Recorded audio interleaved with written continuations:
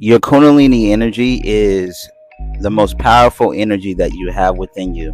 We have been told a lie that our sexual energy is evil, it is scary, it is something to avoid. But really, this is the energy that connects us to God. When we begin to connect back to our temple, our body, we can begin to access this powerful energy that is within us that we can use to be able to heal ourselves and heal others and elevate ourselves and elevate the world around us. So learn to tap into this divine, feminine, divine sexual energy so that you can become fully who you are supposed to be in this world.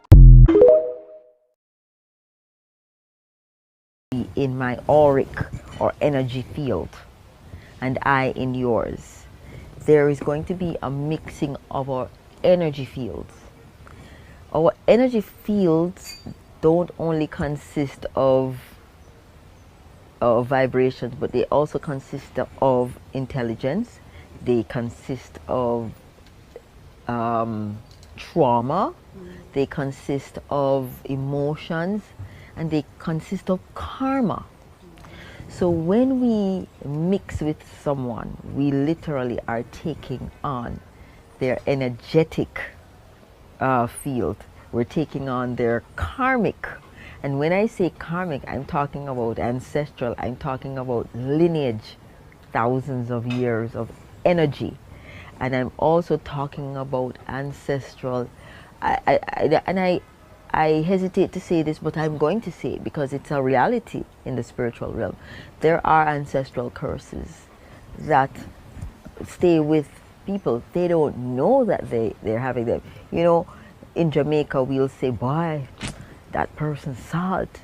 No, it's because they have a lot of heavy karma from their family lineage. It can be cleansed if people are aware of it. The exchange of sexual energy, which is a very, very powerful thing, more powerful than a lot of people could ever imagine, because they don't talk about it, they don't teach you about it in school. They are using that as a weapon, a self-destructive weapon against our community right now and against us. It's another weapon that they're using right now. So you have to shield yourself from this, all right? And they can do it through the eyes, because I remember they use the TV and imagery off the TV, the blue light off these cell phones, these iPads, these laptops, these flat screens, these all emit blue light imagery. So the blue light imagery is designed to hypnotize you and keep you under a form of light cold lockdown. So right now that's what it's been doing. But now that same selenium that they're finding at the pineal gland, when we tune it into these images on the blue light, they now using that same wave of energy to transmit frequencies into your body through your pineal, the same way they fire selenium at your. Hey, heightened sexual energy trip a lot of you up. So what is heightened sexual energy? It's when you're horny. It's when you're highly aroused. It's when the excitement of something or someone sends an energetic shockwave straight to your private parts. So when it comes to the concept of harnessing your sexual energy, you feel like you've already been doing that. You feel like you do that when you open up your private browser to your favorite Twitter page, your favorite OnlyFans page, your favorite PH page, or even in your phone contact list to a few of your old faithfuls. Sneaky links, or perhaps to your favorite spot in the park, to let the chips fall where they may for some temporary relief so you can go about your business.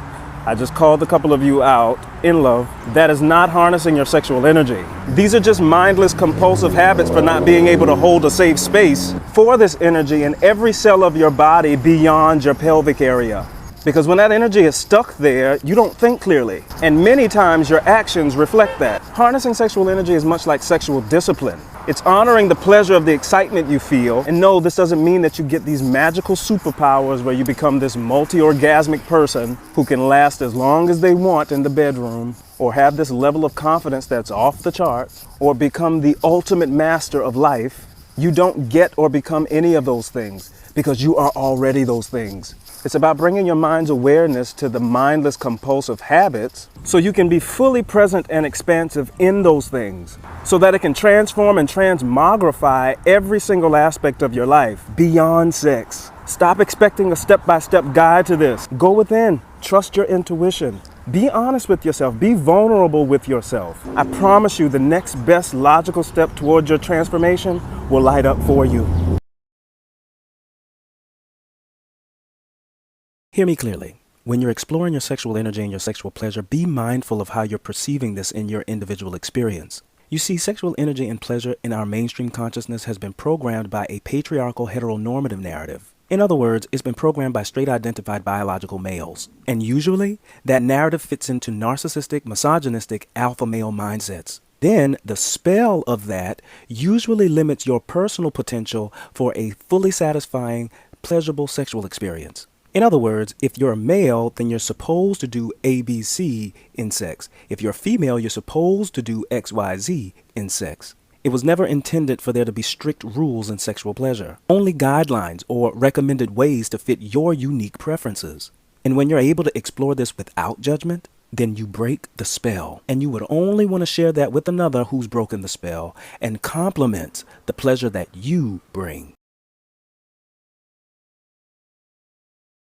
Hey, be careful who you have sex with, because sexual energy is very potent, and when it's heightened, it amplifies every aspect of who you are, the healed parts of you and the unhealed parts of you. And when you're giving this away mindlessly and compulsively, then it's usually coming from a very unhealed place. This goes for physical sex, virtual sex, consensual sex, and non-consensual sex. And for those of you who got triggered by me saying non-consensual sex, I am fully aware of the uneven exchange in that dynamic. It's important to know that we have no conscious control over what happens to us. We are only responsible for how we respond to what happens to us. And if you've been affected by a non-consensual situation, then it's your responsibility to resolve your response to the experience so that you can be more empowered in an exchange that works for you. And that is the ultimate intention here, to feel empowered, energized before, during, and after this kind of exchange. This confirms the healed parts of you, and it allows you space to resolve the unhealed parts of you as well. So be careful, and mindful, and disciplined. So I know a lot of people are wondering how I'm coming into this sexual energy. First of all, I'm a Pisces, so I've always been very sexual and sensual in nature. I'm a very mysterious water sign. But when it comes to the divine feminine, the divine feminine spirituality is just the foundation, the basis of being the divine feminine, okay? The divine feminine is somebody who uses her sexuality and her sensuality to attract, to manifest. A lot of women are, turned away from coming into their divine feminine because the masculine in the world has made it seem like it's wrong for you to be the sexual, goddess that you are. But once you come into your divine feminine, you're not trying to hear none of that. You just feel sexy. You walk it, you breathe it, you eat it, you sleep goddess behavior.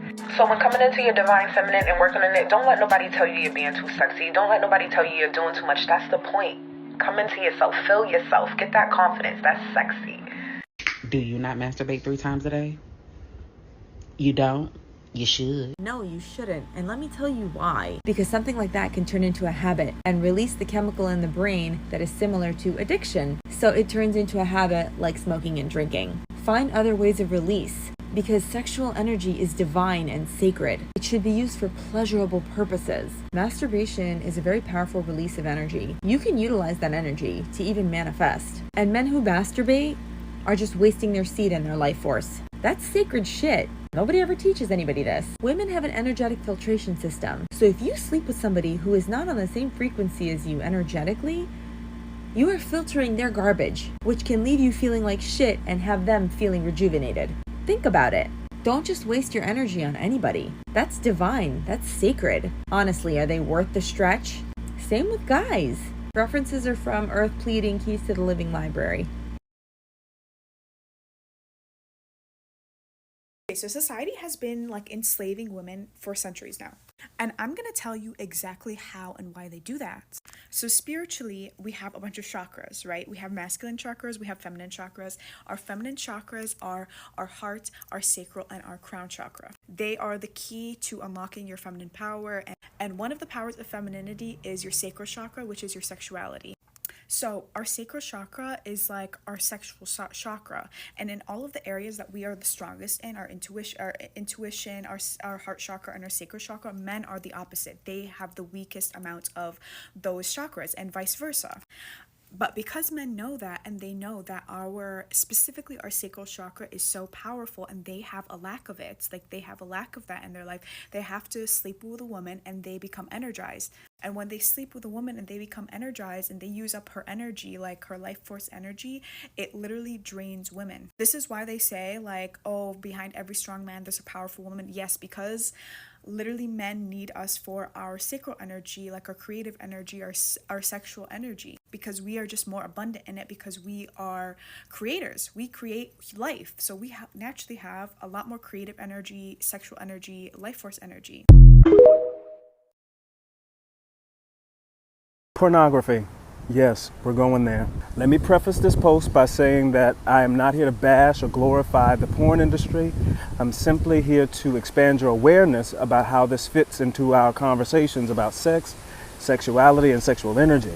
Pornography does a very good job at creating fantasies that directly influence and heighten sexual energy. Sexual energy amplifies every single thing that we do. And if you've been introduced to pornography at a very early age, or willingly or unwillingly had your sexual energy heightened, then you may have found yourself acting out in extreme, sometimes compulsive ways that play out in all aspects of your life, but mostly your sex life. And because there's a lack of awareness in this heightened compulsive state, it causes you to over-identify with a sexual preference, a sexual role, or even a sexual position. And then you approach dating and relationships as if you're recreating fantasies from porn. Now, the results vary from individual to individual, but the general concept is the same. Sexual energy is compromised in mainstream consciousness. It's evident in mainstream music, it's evident in mainstream movies, it's evident in hookup culture. Sex sells. There's a pornographic presentation to almost everything, mild or extreme. And this causes conflict when sexual energy has not been harnessed and cultivated from within. And your awareness and your discipline allows you space to adopt tools that will give you the opportunity to harness and to cultivate this energy so that you can bring harmony to all aspects of your life. So, in simpler words, sexual energy is a two-sided coin. It has the ability to empower or disempower. And since porn is such a force in our society, having the ability to harness and cultivate your own sexual energy will always keep you empowered.